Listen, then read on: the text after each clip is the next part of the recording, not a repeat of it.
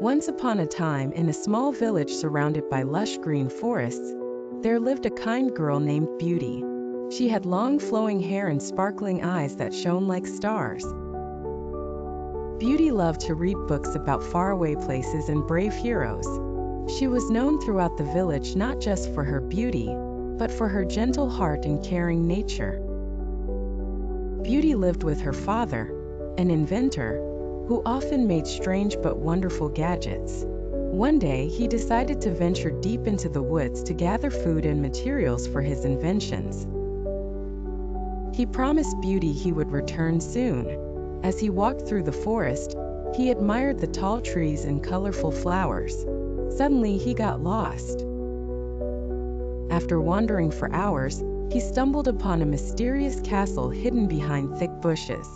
Curious, he entered the castle, where he found a beautiful garden filled with roses. He picked one for Beauty, thinking it would make her happy. But just as he turned to leave, a loud roar echoed through the castle. The beast, a huge creature with shaggy fur and fierce eyes, appeared. "Who dares to pick my roses?" he bellowed, his voice shaking the ground. Beauty's father trembled in fear. "I'm sorry. I just wanted this rose for my daughter," he explained, shaking with fright. The beast glared at him. "You must pay for your theft. You will stay here forever, or I will take your life."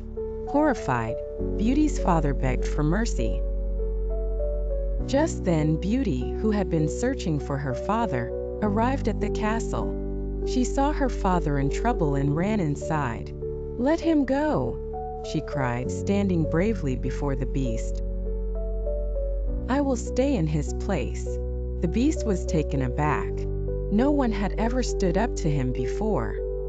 He agreed to her offer, and Beauty's father, relieved yet worried, left the castle with a heavy heart. Inside the castle, Beauty felt scared and alone. The beast led her to her room, which was grand but dark. "You will stay here," he said. "You can explore the castle, but you must never leave the grounds." At first, Beauty missed her father terribly and felt trapped. But as days turned into weeks, she began to discover the wonders of the castle. It was filled with beautiful paintings, sparkling chandeliers, and a vast library with endless books. She spent hours reading, and slowly she started to understand the beast better. At mealtimes, Beauty and the beast would sit together at a long table. At first, the beast was grumpy and silent. But one evening, Beauty asked, "Why are you so sad?" The beast sighed deeply. "I am alone. No one wants to be my friend because I look like this." Beauty felt a pang of sympathy for him. "You may look different, but you are kind to me. That matters more than how you look." With her words, the beast began to open up. He shared stories of his life before he became a beast, tales of laughter and joy that now felt like distant memories. Beauty listened intently, and their bond grew stronger.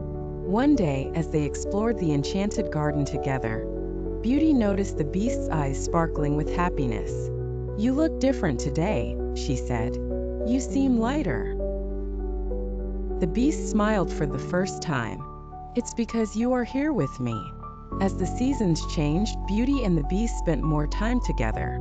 They played games, read books, and even danced under the moonlight. Beauty found joy in the simplest things, and she began to see the goodness in the beast's heart.